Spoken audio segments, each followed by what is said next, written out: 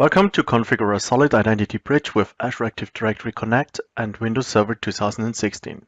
This section is structured into 5 videos. First, we will configure our basic lab environment by PowerShell and the UI to provide the infrastructure for the upcoming configuration tasks. Next, we will solve the identity synchronization in a single forest scenario. After providing the identity synchronization, we will follow up with the authentication mechanisms needed in a small business environment to provide single logon or single sign-on. To make on-premise services available to the users, we will configure the Azure Active Directory app proxy to provide access for a Kerberos example application. Finally, we will finish the section with the customization of the AED Connect tool to handle special considerations.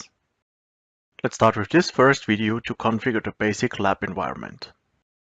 This overview provides you the infrastructure we plan to configure. We have 4 servers and a Windows 10 client. To provision the 4 servers, we will use a deployment script that configures us the servers, including the whole domain setup. On the right, you can see a summary of the use cases and the administrative tasks for the complete section. For the initial setup, we need the following steps. Just to point out, obviously you can choose every subscription you have in place to deploy the virtual infrastructure. If you prefer, you can also use local virtualization infrastructure.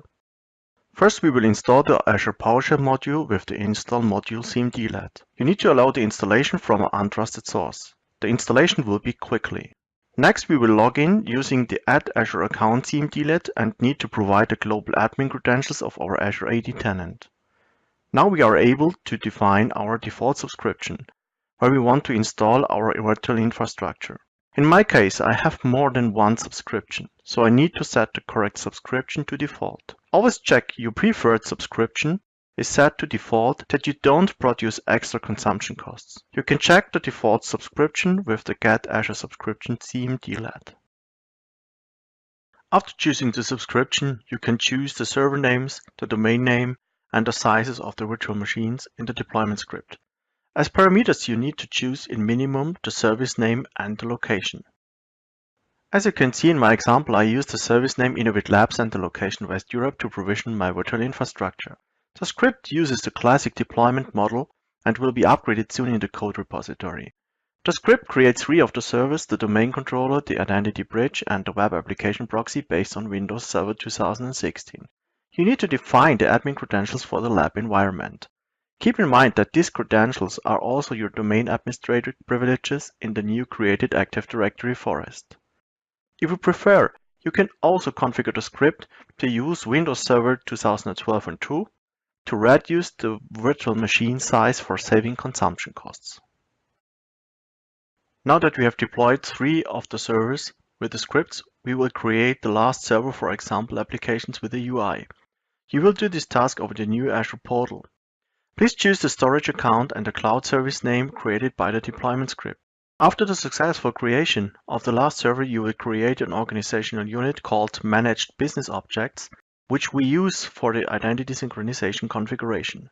First, we need to log into the new Azure portal with the global administrator. Navigate to the virtual machines and try to connect to the domain controller of the lab infrastructure. If you click the Connect option, the needed RDP file will be downloaded and you can start the connection. Use the defined credential set you have entered on the deployment script execution. After the logon, the server manager will be started and you will find the Active Directory Users and Computers Management console under the Task option. We will find the new servers joined to the Active Directory. Next, we will create the last server that we need under the Virtual Machine section. Choose a Windows Server 2016 data center, select the deployment model Classic, and provide the server name and the admin credentials, your subscription, the created resource group, and location from the deployment script.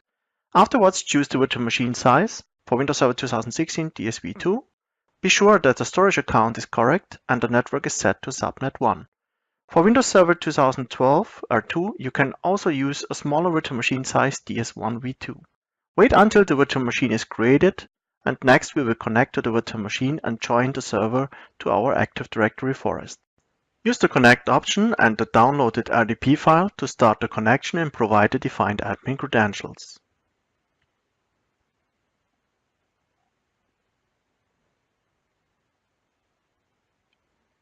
In the Server Manager, under Local Server, you will find the actual workgroup. Choose the Change option under the Computer Name section and provide the DNS suffix of your Active Directory forest, in my case Inuit Labs CH.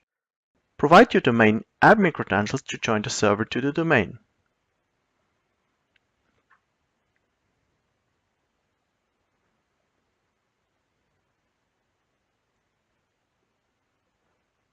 Next, we will restart the computer.